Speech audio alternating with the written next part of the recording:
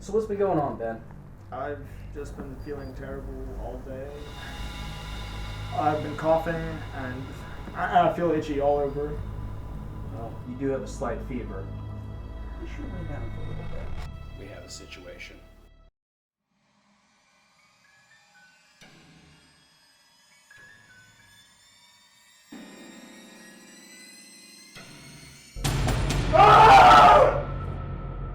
Catherine, here.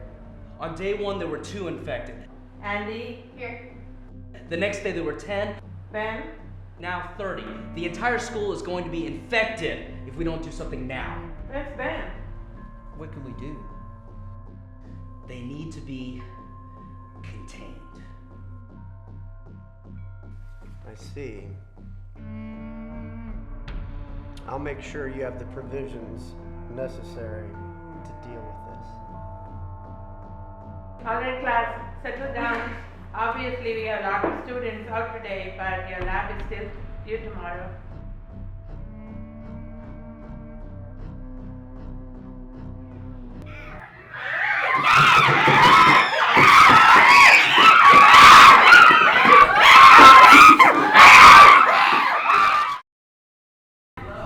Hey, how's your game go? Oh, it was really good. We won, you know? Oh, jeez. So mean to come with me.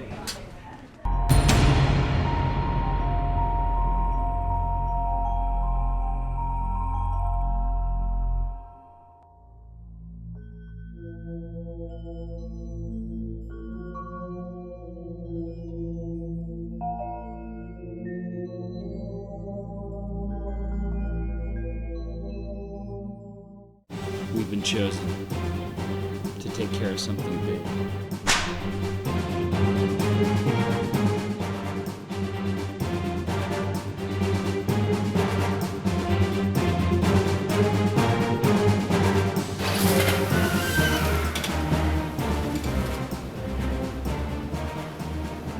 I was just trying to cartwheel an egg.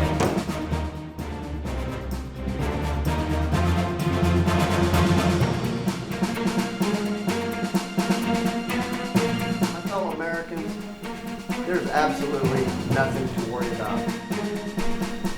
My God.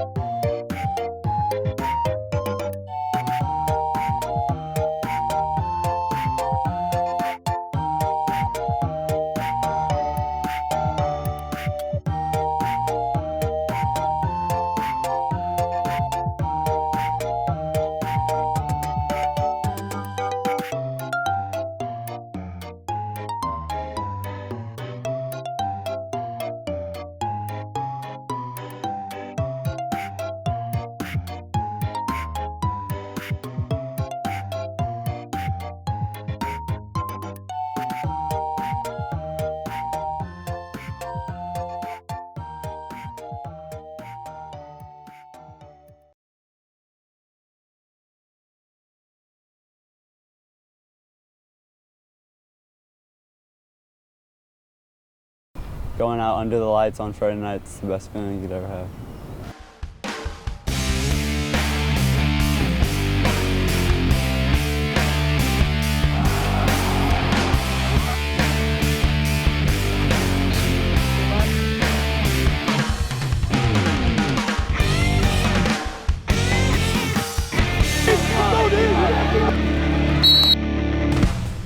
Well, I guess the difficulty is all relative, and it's how you look at it, how you react to it. It's been a challenge, and I knew that going in, but difficult in the sense of just getting people to understand and see the value in what football can bring, not just to the guys wearing the helmet and shoulder pads, but really to the value it can bring into the whole school community in terms of school spirit.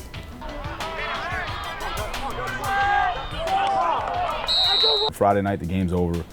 The kids go home. After Friday night, the coaches stay in and break down that film. So we want that done because they're coming in the next morning to watch the film and want to be able to know what to tell them. It's important to know not only what you're doing, but why you're doing it, okay? We're calling 45 here. If this linebacker is not respecting the number 2 receiver, if he's not going to bump out an apex, we're just going to throw it to him all day long until he comes out of the box, and that gives us now -1. Does that make sense? We also go in during lunch to watch film, which will help us prepare for the game. Our safety, free safety, had good anticipation on the ball, all right? So now you're going to play that low outside shoulder so the safety can come and play the upfield inside shoulder. Fellas, the number one thing, like we have a whole bunch of stuff up here, right? If we're play discipline, okay, and we understand what we're doing, we play hard, okay, we'll be okay. He definitely understands all the academic schoolwork we have, so he helps us with that, providing the study hall. It's obviously a great school academically, but we want to make, I feel strongly that this school is too good of a school not to have a really good football team. So I think the school deserves it, I think the kids deserve it, so we're going to do everything we can to work as hard as possible to give them that opportunity, at least give them a chance. I think it's just right now, just getting the new guys acclimated to new positions and having them learn the plays more and understanding the whole concept. Kids and kids in the area who may be interested in the school, or who are interested in the school already, who might be football players, and try and connect with them to get the word out there about St. Mary's Hall football and understand that if football means something to you, this is a viable option. He's helped me with a lot of things. Like when I hurt my knee, he was there for me. He took me to appointments to make sure I'd get better, and he's coached me. After practice too, he talked to me, helped me get better, and he's helped me try and be successful in my life. He's been a really good positive influence on my life. The message can get lost sometimes, so we make sure that we always follow that up with why, and so you can tell me, you can tell a kid, hey, catch the ball. Well, anybody can say that, but why did he drop it? Was his hands the wrong way? Were they down by his waist? Did he not look the ball in? Was he drifting away from the ball? We're all kind of just brothers on the team. We kind of always stick together. Whenever someone has a problem, we're always there for him. It's kind of like a family. Above all that stuff and that technical stuff is, we want to be champions on the field, we want to be champions in life.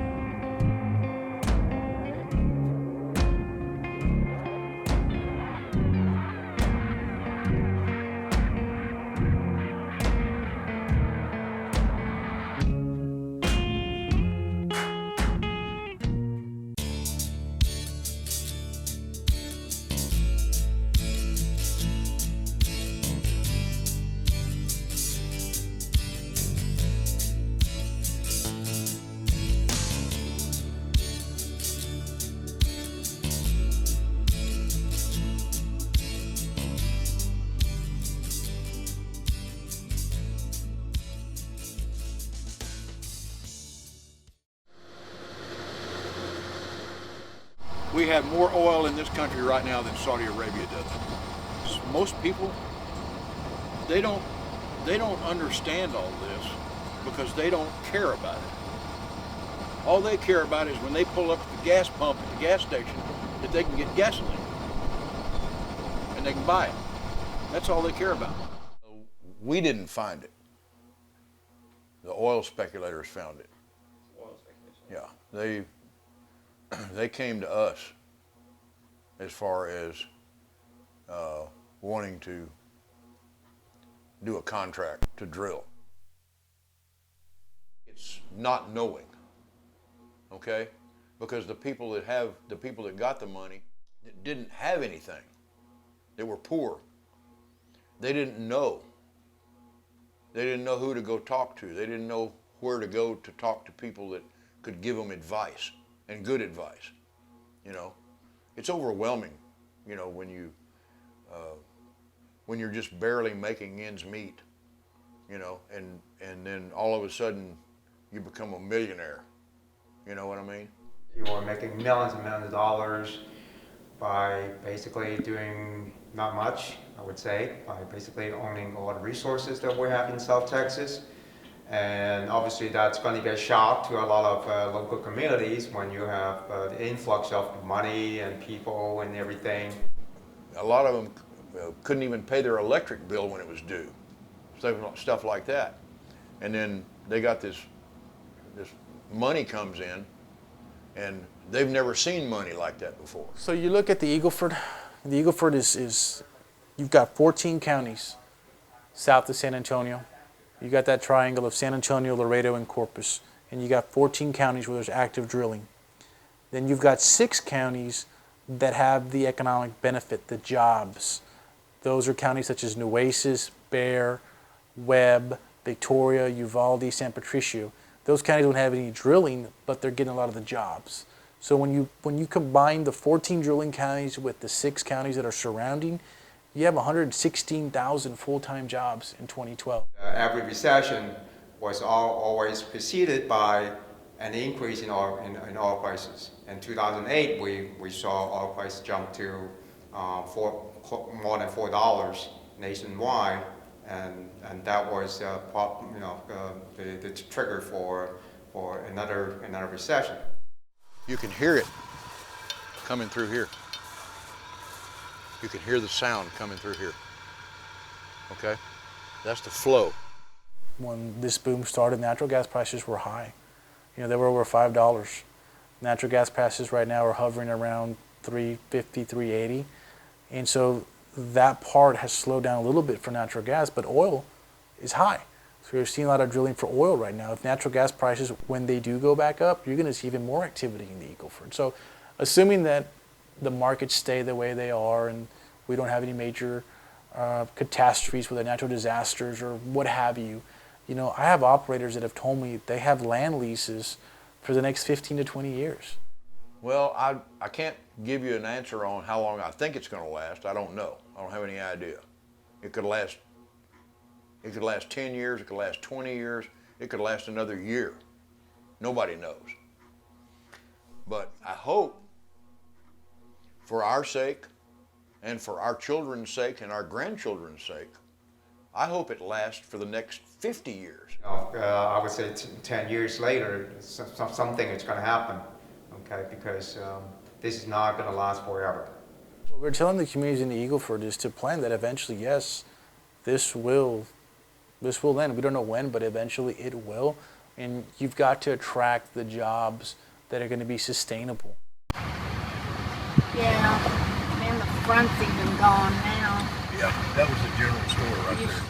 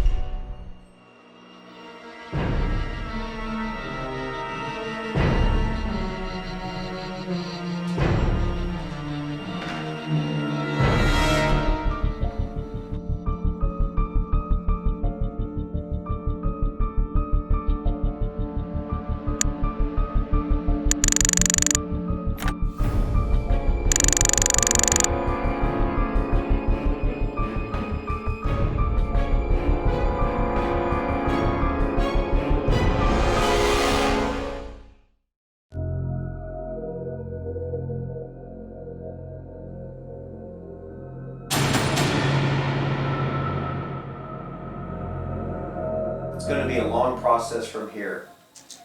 He got hit pretty hard. I just can't remember anything. I'm sure you're gonna get back sometime. No, I just can't remember. School will come. Contact sports is something you'll have to discuss, but I wouldn't recommend it after something like this.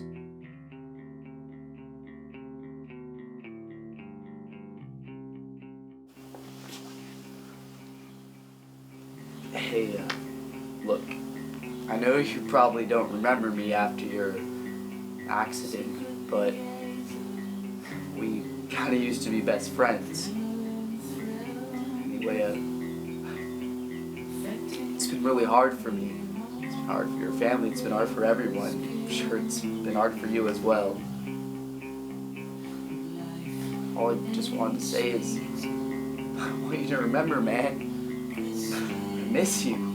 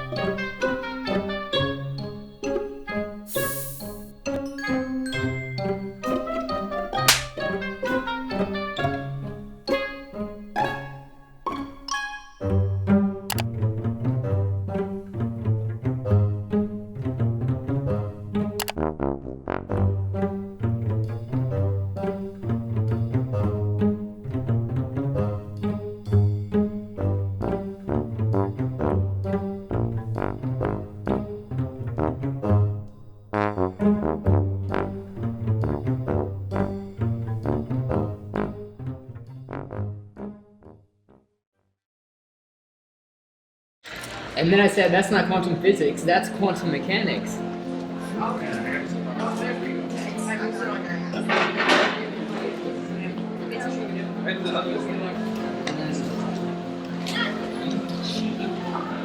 Try to make it work.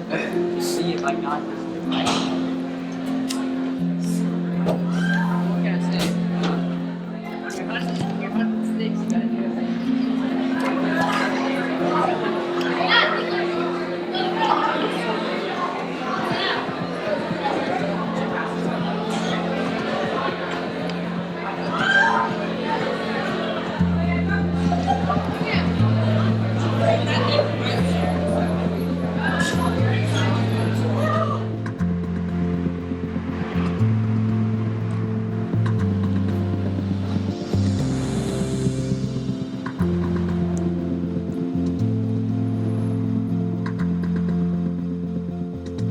Hey Natalie. Hey. How are you?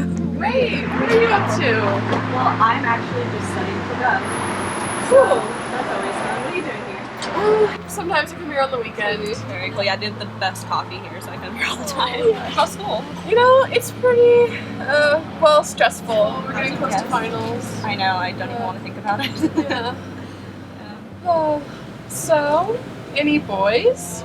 But I mean, he has no idea who I am, and I rarely see him. I have no classes with him. It's really stupid, honestly. Oh my god. It's not even worth it. But he's really cute. He has brown hair. And, oh my god. But anyway, what about you? Well, yeah. I mean, he actually has brown hair too. Okay, nice. We've been talking. We're planning to go study together later today. Wow, that's awesome. I'm jealous. So like you don't even talk to that guy? No, I mean I don't even know what I'd say. I don't know. I get really nervous when it comes to these things. You don't even know. Like I'm so bad at this. Yeah. Well, it's your senior year. You're gonna be gone pretty soon. Just go for it. You have nothing to lose. Yeah, Thanks, I appreciate it. Let me know how your study date goes, too. Yeah. Study date. I like the sound of that. Alright, have fun. Alright, good luck. Thanks.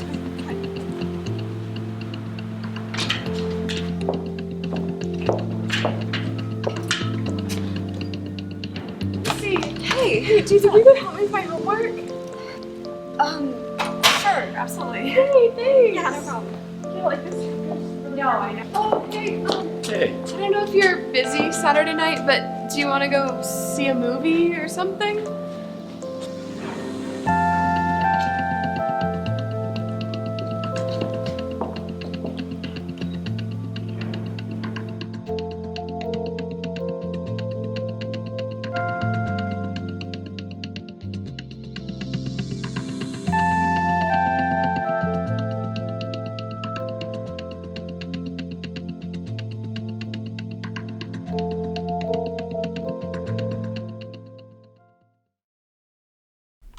When I was a little girl, I thought that if I listened to my parents, got good grades, and buckled my seatbelt that I would be safe, secure, untouchable.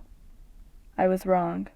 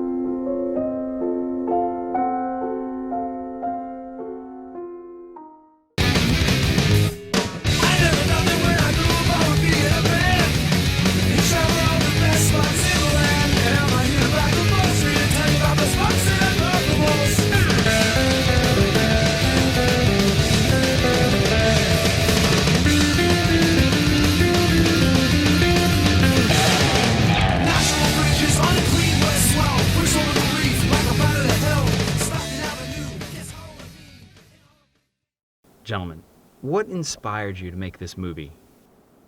We came up with the idea for this movie when we were backpacking through the Russian countryside, and we wanted to highlight the story of the everyday Russian peasant. We wanted to do that, but take a more abstract, fictionalized approach than a documentary. What was your goal? We wanted to create a true exposition of social revolution through a non-traditional medium. How did you create such a unique look for this piece? So we purposefully overexposed the background to give it a glowing, exalted look with which we juxtaposed the banana, the lowly peasants of this revolution. And so it's really a series of metaphors. The rough waves and the current, along with the force of gravity, represent the natural resistance to social revolution that men like Trotsky experienced from the aristocracy and the established social system. You can see his flight as he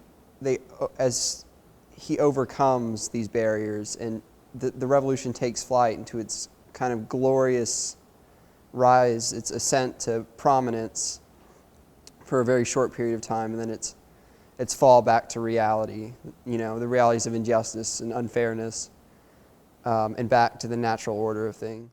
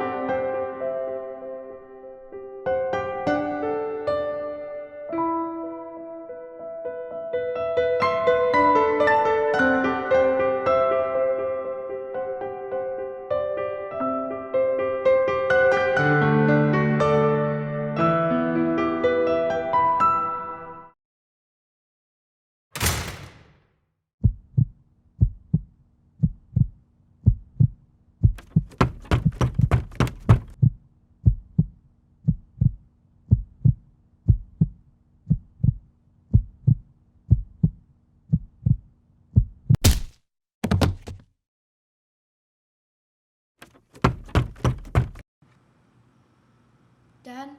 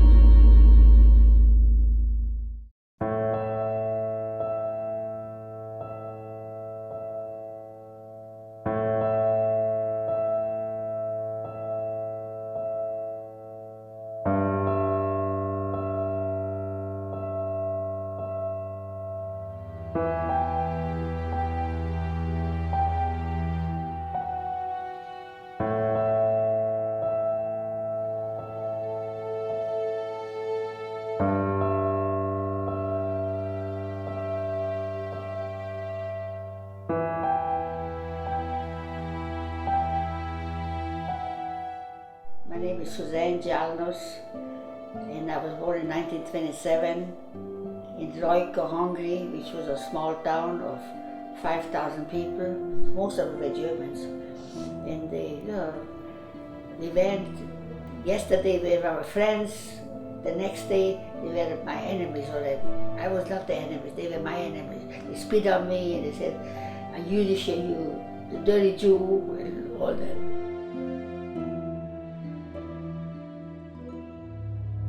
In 2 days we have to pack up our belongings, whatever we can take, we're gonna be dislocated. People were already hungry, you almost lost your mind already. So we came to a place, they said, "Raus!" They opened the things and out, out, out. Then we saw a sign, "Arbeit macht das Leben frei." Work makes life free. We arrived in Auschwitz. This place was a sub camp, was called Birkenau. And the music was always playing, music. And they kept you in the blind. So then right away they said, men on this side, women on this side. So we walked to other soldiers and everybody stopped there. And it was a doctor, I think it was Dr. Mengele who selected. So we came before Dr. Mengele. He pushed my mother this way. He pushed me this way. He pushed my sister this way to me. So I told him in German, "Please let my sister go with my mother. She's only 13 years old. I'm 17. So he turned around, kicked her in the ass, so I understood. And he said, "She's strong enough, she can walk." So that's the reason my sister's alive today. That 13 years old, I should let everybody who's 30, let them go, because they're gonna go see to the parents. So I let my sister go. My mother was not there anymore, and my father was not there anymore. But we didn't know that. We had hope. If we wouldn't have hope, we wouldn't be alive. We thought the world don't know what's going on. So I let my sister go, and I stayed in the place 6 weeks. I didn't know what my sister was. How people survived this, I don't know. But we survived. And the last day they took her to shower, and they gave us different clothes, and I think maybe wooden shoes. And we were standing outside, I saw a bunch of people walking, and one of them was my sister. No hair, you know. So I see, first thing was asking me, did you see my mother? Did you see our mother? So I knew she thought she's going to the mother, and she tells me if I saw my mother. I was lucky that I'm alive, because it was all luck. It's not that I was smarter, or taller, or stupid. It was all plain luck that you were in the right place at the right time.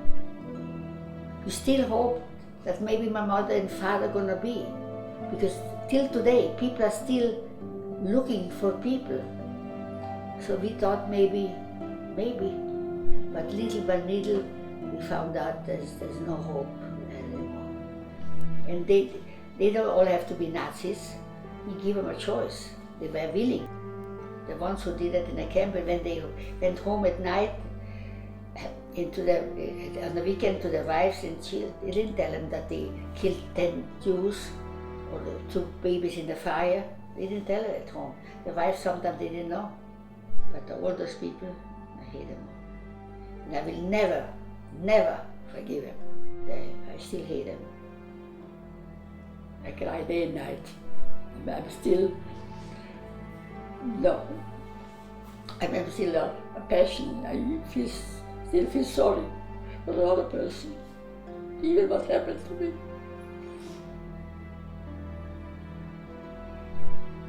Matter of fact, I'm probably a better person than I was. Because I'm afraid, God forbid, it can happen again.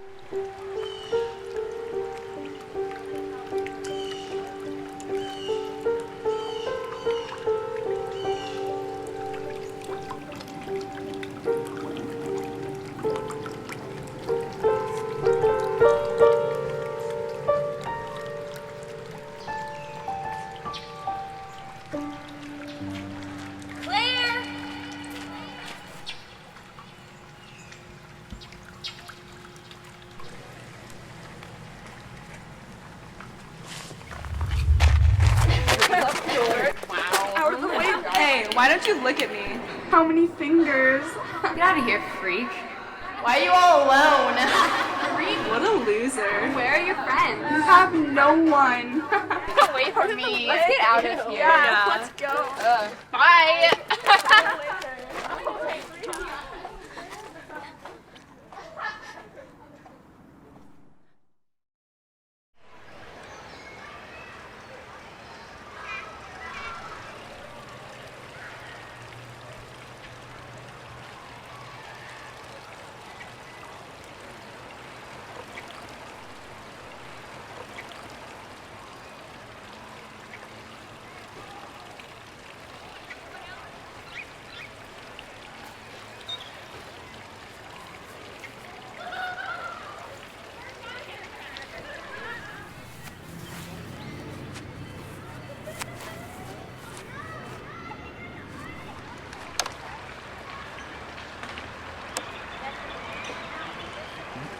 No, it's okay. I'd like you to know more about my painting. Here.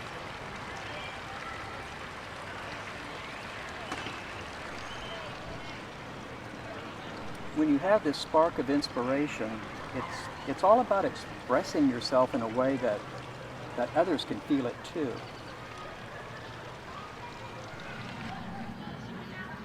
When I paint, I express my inspiration through the brush strokes and the colors. And here, touch this and see how it feels to you.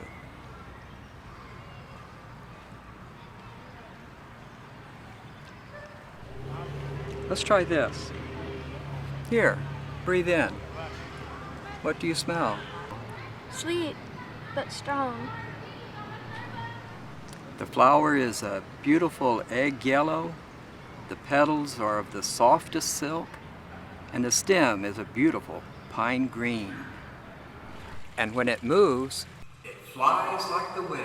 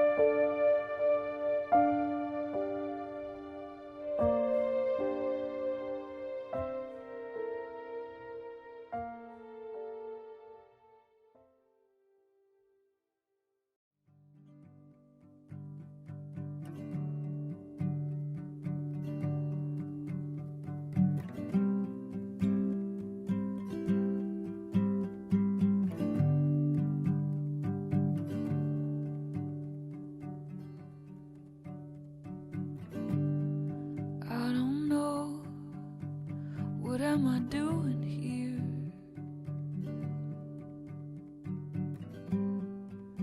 There's a shadow in my place. Maybe now everything will be so clear. You shed light into this empty space, and all I am, all I have doesn't even matter now. I can't understand why I feel this way. Mommy, I'm hungry. Miss Smith, you can come with me now.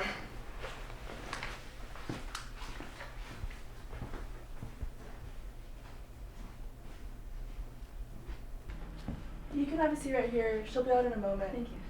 If you need anything, just come get me. Okay.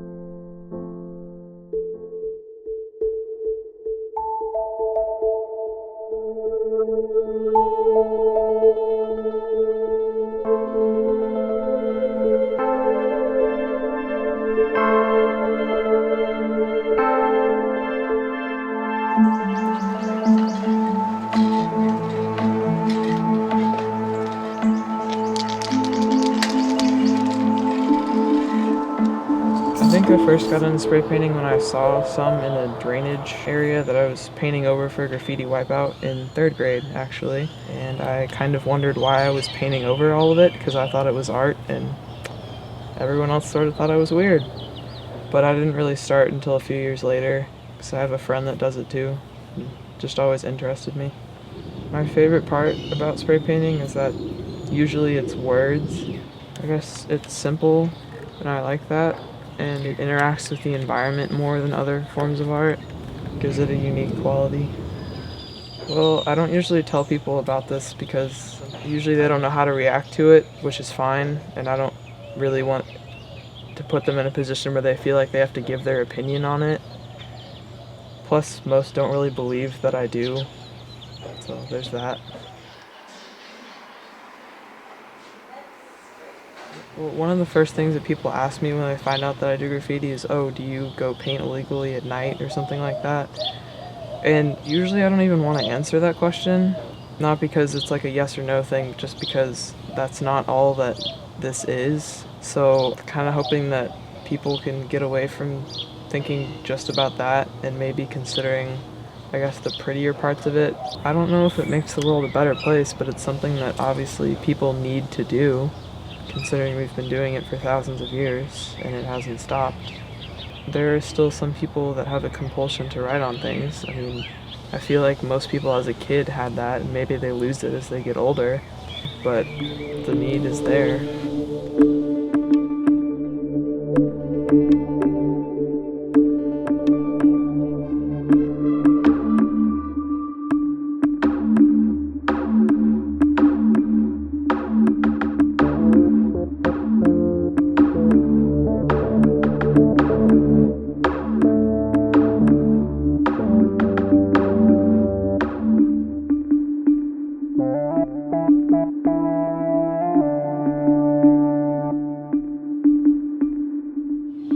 I think people are influenced by what's happened in the past. I mean, when this whole thing started, there was the war between the transportation associations in various cities and the graffiti writers who were writing on subway trains. But even though that's changed now, I mean, people are going to have their opinions and they're hard to change.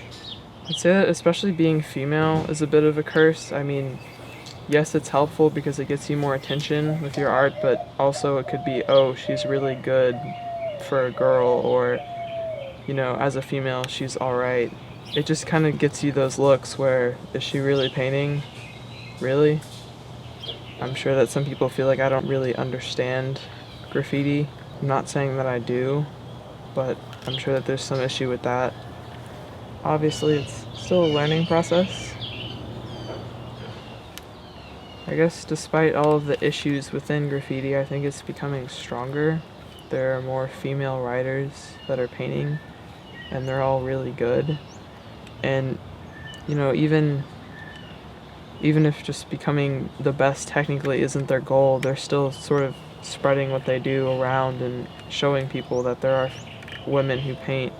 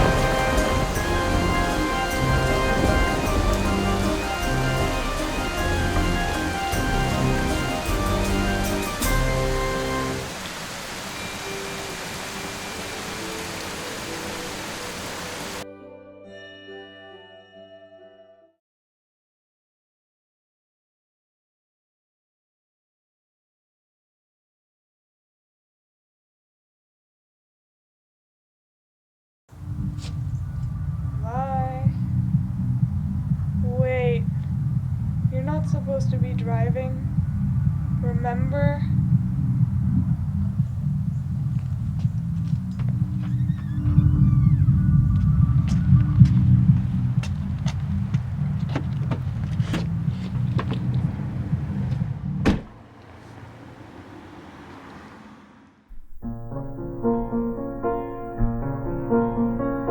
Once upon a time, I thought that everybody could fly. Then I realized my strength would only come from change. And they stare at me, but they don't understand it's the only way. So fly, fly, fly, scream and cry. And now you look at my tears streaming down, down, down.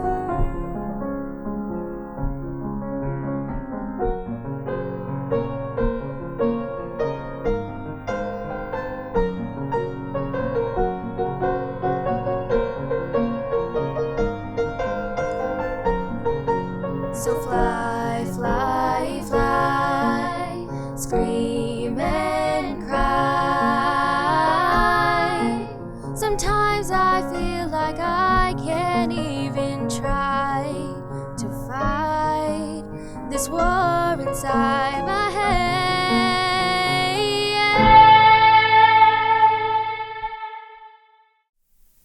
Stay where you are. Don't fly away. Stay here for me.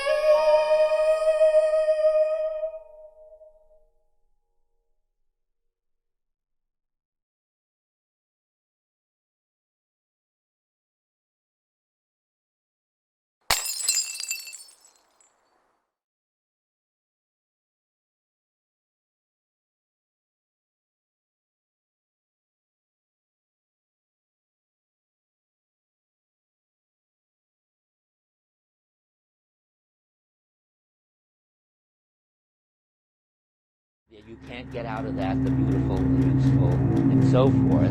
That's the dualism. That's main asteroid belt. And if you look closely, you can see some Germany comets sort of fighting a which are holding coming pattern in and out of the solar system. You have a monist. Okay, so now, and now let me go at the top of 32. Victories, See this and one then more turn time. Pacific Front.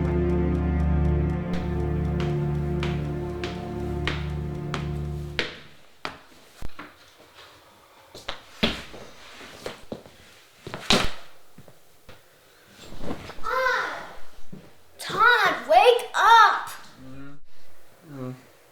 Oh, hey, buddy. What's up? You told me you would practice with me for my big game. Listen, little man, can we do that some other time? That's okay.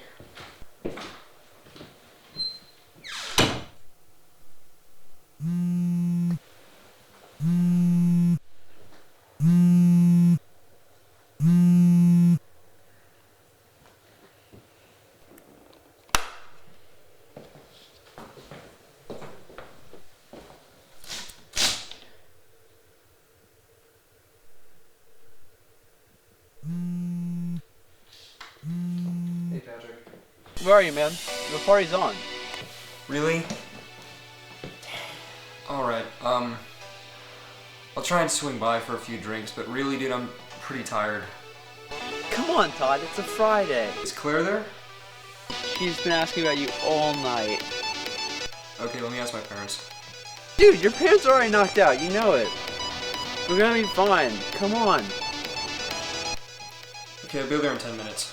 Hey, wait, Todd, before you leave, do you have any, like, pain pills or something? Are you kidding me, Pat? It's fun. You don't, like, if you really don't want to, like, you don't have to. But me, I wanted you in, like, all these girls have been asking for, like, Oxy or something, so, like, come on. Okay, I'll look. Love you, man. Come on. You gotta come through. I'll see you at you. Yes, Pat. See you soon.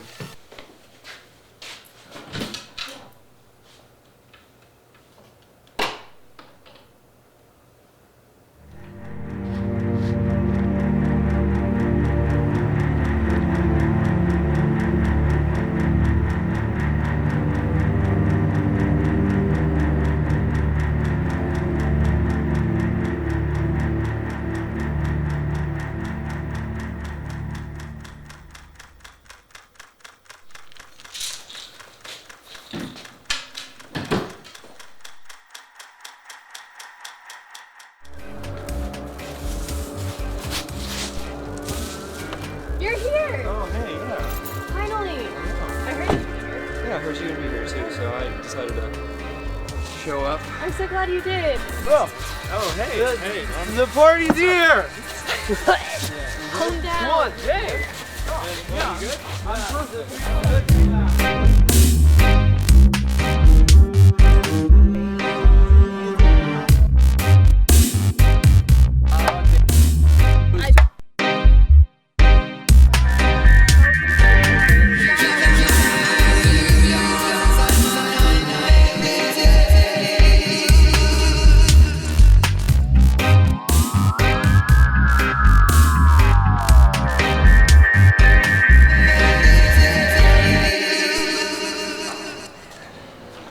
Are you kidding me? What? Don't be so stupid, Todd. You could die. Seriously, stop. No, it's not. It's gonna be totally fine. Just give me your okay? I'm gonna drive home, and it's gonna be fun, okay?